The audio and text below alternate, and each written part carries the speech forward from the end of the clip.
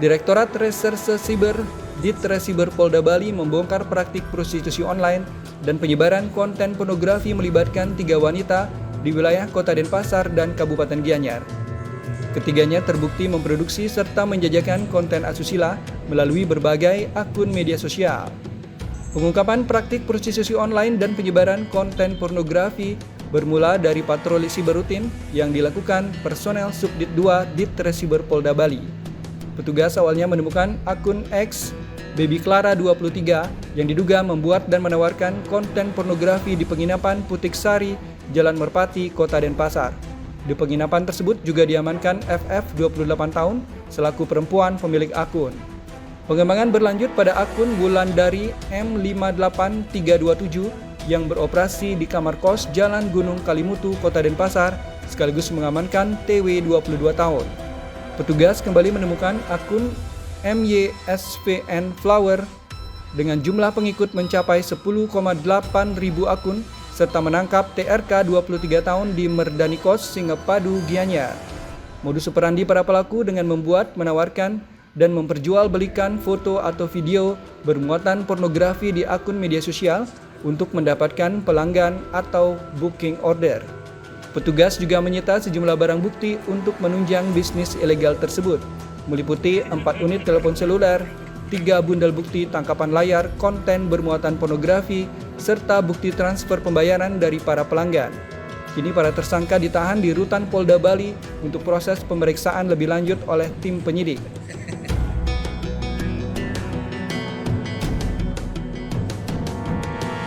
Kronologis pengungkapan kasus ini bermula dari kami melaksanakan kegiatan patroli siber pada tanggal 27 Februari 2026 dan menemukan pada salah satu akun di media sosial X ya, dengan nama akun Baby Clara 23 yang diduga membuat dan menawarkan konten pornografi sekaligus juga menawarkan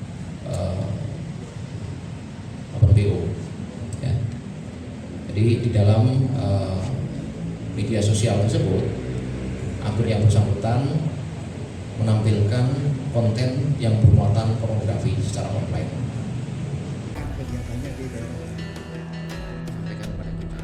Polisi juga telah melaksanakan gelar perkara dan menetapkan status tersangka secara resmi kepada ketiga wanita tersebut.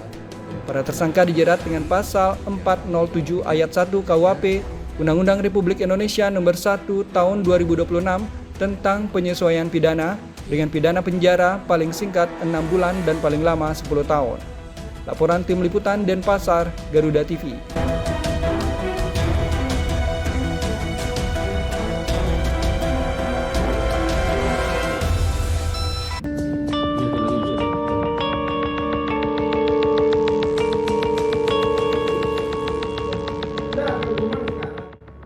Aksi pencurian dengan modus berpura-pura berbelanja terjadi di salah satu gerai minimarket berjaringan di Amlapura. 2 pelaku berhasil dibekuk polisi setelah terbukti melakukan aksi berulang. Aksi pencurian ini terjadi di gerai minimarket berjaringan di Jalan Veteran Amlapura dan terungkap melalui rekaman CCTV. 2 pelaku berinisial MSA dan ABS asal Bondowoso bersekongkol dalam menjalankan aksinya dengan modus berpura-pura berbelanja. Pelaku mengambil berbagai barang kebutuhan sehari-hari seperti parfum, odol, sikat gigi, deodoran, hand body, hingga sabun wajah. Namun di kasir, pelaku hanya membayar minuman sebelum keluar dari toko. Aksi ini dilakukan secara berulang hingga 4 kali dengan total kerugian lebih dari Rp700.000. Dari hasil pemeriksaan, barang hasil pencurian tersebut tidak dijual kembali, melainkan digunakan untuk kebutuhan sehari-hari. Kasus ini dilaporkan oleh karyawan minimarket berjaringan dengan pihak yang dirugikan yaitu UD Tunggal. Jadi barang-barang yang diambil, ya ini berupa ada parfum, kemudian hand body, kemudian ada pasta gigi, kemudian minuman. Jadi modusnya adalah dengan pura-pura belanja. Kemudian barang-barang ini disimpan di dalam jaketnya. Nah, setelah sampai di kasir, jadi kedua pelaku ini hanya membayar minuman yang dibawa saja. Nah, setelah itu dari kasir dari Alfamart tersebut melakukan pengecekan CCTV. Nah, ternyata dilihat ada beberapa barang yang ditaruh di rak di Alfamart itu posisinya berantakan. Dan setelah dicek barang-barang yang stok di gudang tersebut ternyata tidak balance. Saat ini kedua pelaku telah diamankan di Polsek Kota Karangasem untuk menjalani proses hukum lebih lanjut. Atas perbuatannya, pelaku dijerat pasal 477 ayat 1 huruf G Undang-Undang Nomor 1 Tahun 2023 tentang Kitab Undang-Undang Hukum Pidana dengan ancaman hukuman maksimal 7 tahun penjara. Pihak kepolisian mengimbau pelaku usaha untuk meningkatkan kewaspadaan terhadap modus pencurian serupa. Laporan Ayu Purnamia, Karangasem, Garuda TV.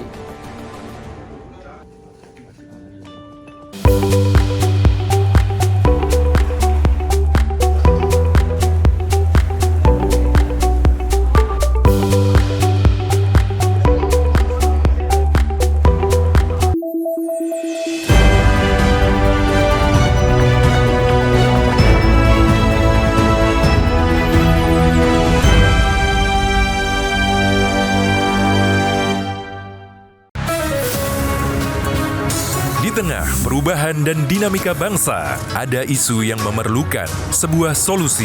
Menyinggung soal SARA seandainya tidak hati-hati. Semua tata kelola penyelenggaraan ya itu harus bersih. Bersama narasumber terpercaya, mengulas topik terkini untuk negeri. Indonesia Kita, Senin sampai Jumat pukul 7 malam. Hanya di Garuda TV.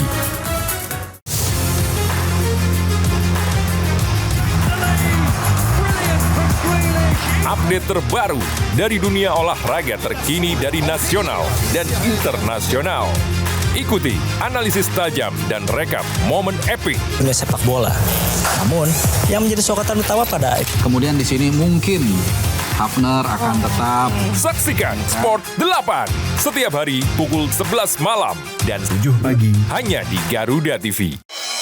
Sambut pagi Anda dengan informasi terbaru yang tepat dan terpercaya.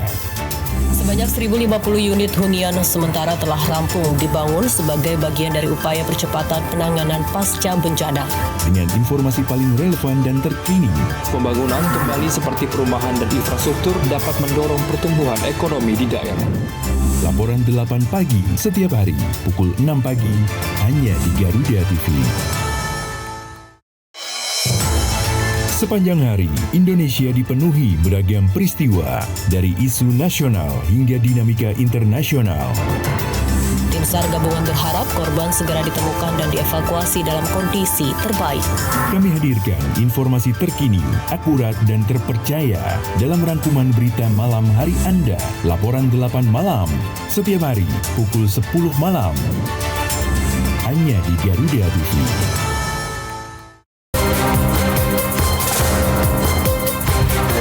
menyorot setiap detik penting dari peristiwa mancanegara, dinamika politik internasional, hingga kebudayaan bangsa. Presiden Amerika Serikat Donald Trump menyambut kedatangan Presiden Ukraina. Ikuti langkah Presiden dan para pemangku kepentingan di kancah kerjasama internasional.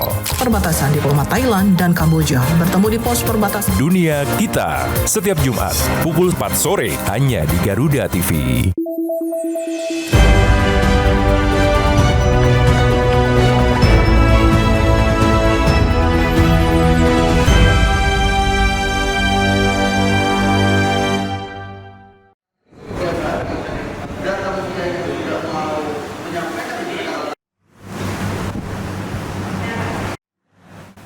Dalam rangka mendukung program makan bergizi gratis, MBG, Seksi Kedokteran dan Kesehatan Sidokes Polres Bangli rutin melaksanakan food safety terutama di SPPG Polres Bangli.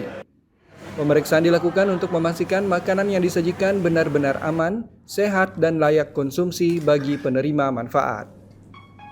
Pada pelaksanaan food safety, Sidokes Polres Bangli melakukan uji kimia terhadap 5 item makanan yang akan disajikan oleh SPPG Kemala Bayangkari, meliputi deteksi kandungan berbahaya seperti formaldehida, nitrit, arsen, dan sianida. Menu yang diperiksa sesuai dengan yang disajikan mulai dari nasi putih, ayam goreng, sayur-sayuran, dan yang lainnya.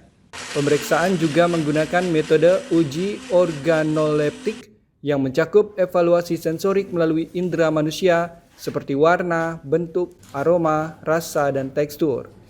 Dari hasil pengujian selama ini seluruh sampel dalam kondisi baik dengan kualitas sesuai standar penyajian dan porsi gizi yang telah ditentukan.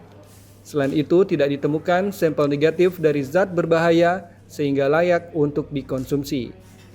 Kegiatan serupa rutin dilakukan sehingga tujuan dari program MBG untuk membentuk generasi muda sehat dan berkualitas bisa terwujud. Sebagai komitmen kita untuk melaksanakan, mensukseskan program dari pemerintah ini, makanya kita membuat SPPG ini yang sesuai dengan standar dan tidak mengecewakan dari anak-anak kita. Karena anak-anak kita sesuai dengan apa dikatakan pemerintah bahwa sebagai masa depan bangsa, dia layak diberikan terbaik untuk kita semua.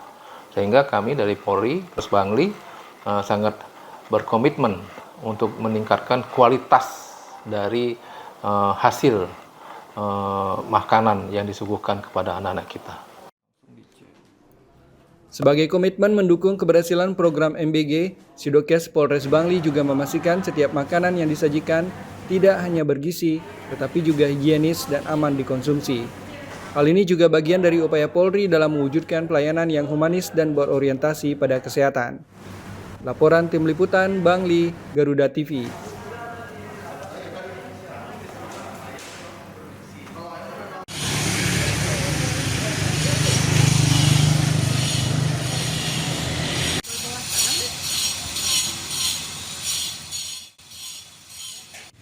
Dalam upaya mewujudkan tata ruang kawasan yang lebih rapi, aman, dan estetis, kawasan wisata Ubud mulai melakukan penataan kabel utilitas telekomunikasi. Relokasi jaringan utilitas ini tidak hanya merapikan kabel fiber optik yang semrawut, tetapi juga mengurangi jumlah tiang di sepanjang ruas jalan dengan memindahkan kabel udara menjadi jaringan bawah tanah. Semrawutnya penataan kabel milik jasa telekomunikasi di kawasan wisata Ubud Gianyar selama ini dikeluhkan warga karena mengganggu aktivitas keseharian, termasuk pelaksanaan berbagai upacara adat dan keagamaan.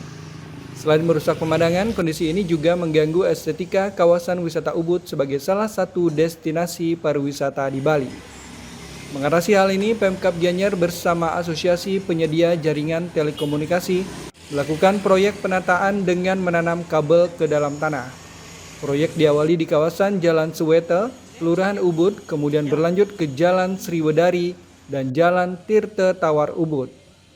Terobosan ini mendapat apresiasi dari tokoh masyarakat Ubud yang juga Wakil Ketua DPRD Kabupaten Gianyar, Cokorde Gede Asmara Putra Sukawati. Juga segi keindahan ya. Kalau kita ngomong berwisata, kalau karena kita wilayahnya wilayah pariwisata, pastilah tamu-tamu yang datang ke tempat wisata khususnya, apalagi wilayah yang kita ngomong desa, ya kan, desa Ubud. Kalau lihat seperti kabel begitu seperti daerah perkotaan yang kumuh ya. Tapi kalau sekarang sudah dibenahi itu sangat membantu sekali ya keindahan daripada desa itu sendiri. Proyek ini nantinya merapikan jaringan utilitas berupa kabel fiber optik yang selama ini semrawut. Kabel udara akan dipindahkan menjadi jaringan bawah tanah dengan penataan tiang yang lebih efisien, yaitu hanya satu tiang di setiap titik. Menariknya, proyek ini dibiayai penuh secara swadaya oleh masing-masing penyedia jasa telekomunikasi atau provider. Laporan Tim Liputan Gianyar, Garuda TV.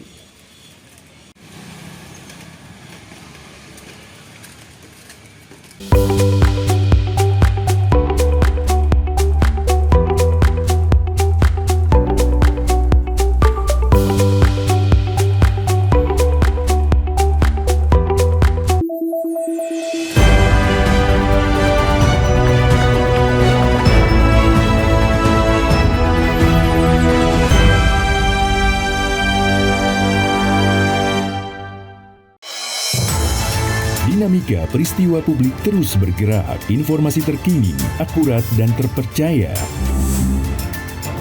Pemerintah juga terus mempercepat penyaluran dana tunggu hunian bagi korban bencana alam di Sumatera Barat. Menemani waktu sore Anda dengan perkembangan berita terbaru. Laporan 8 petang, pukul 6 sore. Hanya di Garuda TV.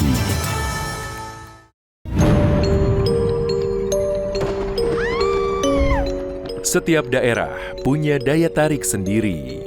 Cerita rakyat yang turun-temurun masih hidup hingga kini.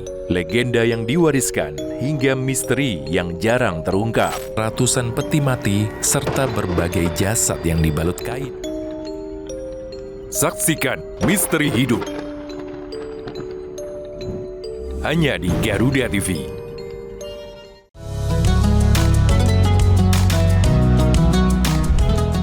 Melalui konsep dakwah santai dan edukatif, mengajak pemirsa memahami ajaran Islam melalui pendekatan ringan dan penuh kehangatan.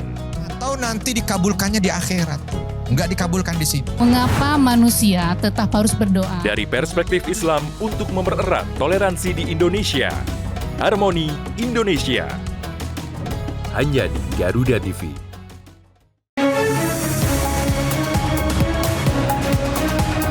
Rangkaian informasi terkini dan mendalam, mengupas peran strategi dan peran penting para pengambil kebijakan. Orang yang bersih, orang yang tidak korup. Kuotanya sudah dinaikkan 15%. Menghadirkan fakta, bukan wacana. Kalau LPM kamu saya tangan. Dalam Kabinet Merah Putih. Senin sampai Jumat pukul 5 sore. Hanya di Garuda TV.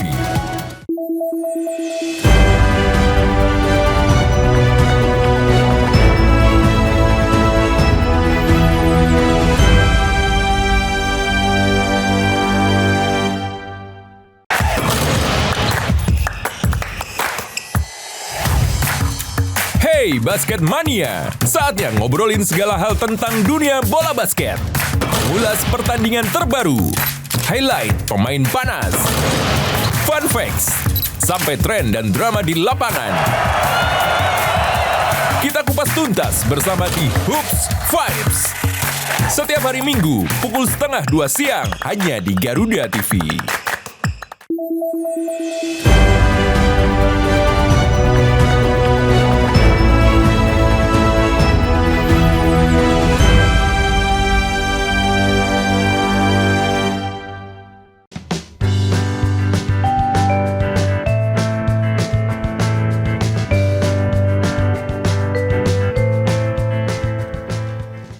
Ruang publik di kawasan pusat pemerintahan Badung berubah menjadi panggung kreatif terbuka. Gelaran Badung Ecology Art Space 2026 memadukan seni dan isu lingkungan dalam satu ruang kolaborasi lintas daerah dan negara.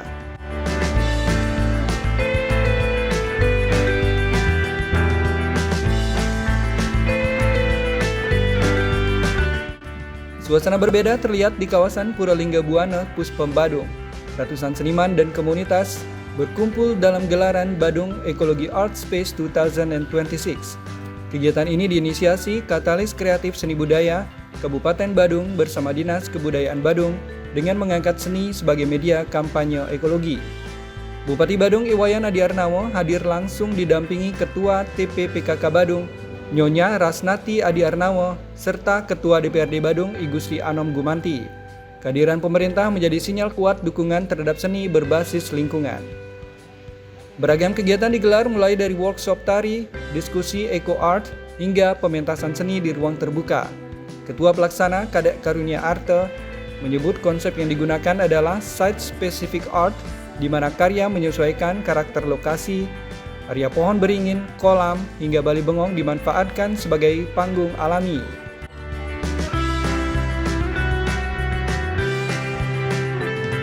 Ini menjadi satu kekuatan besar yang menjadi wadah untuk menaungi, mengayomi, melindungi seniman-seniman yang ada di sana. Jangan sampai kekuatan ini terpecah-pecah. Ini yang saya harapkan, ini menjadi satu kekuatan untuk bagaimana untuk memastikan bahwa para seniman kita itu ada tempat. Yang selama ini kan banyak bercerai-berai. Saya tidak mau seperti itu. Ini kekuatan, ini potensi. Bagi menjadi 3. Yang pertama, kita sudah melaksanakan workshop tari condong yang diikuti oleh anak-anak sekolah dasar yang ada di Kabupaten Badung sebanyak 15 orang tadi. Kita sudah terlaksana dengan baik. Setelah itu kita juga ada tadi forum diskusi seni berbasis lingkungan yang tadi melibatkan narasumber 3, yaitu Profesor Dr. Iwayan Dibil, Robina Fikula, dan Dibal Ranuk, yang semuanya memang seorang seniman yang bergerak dalam seni lingkungan itu sendiri.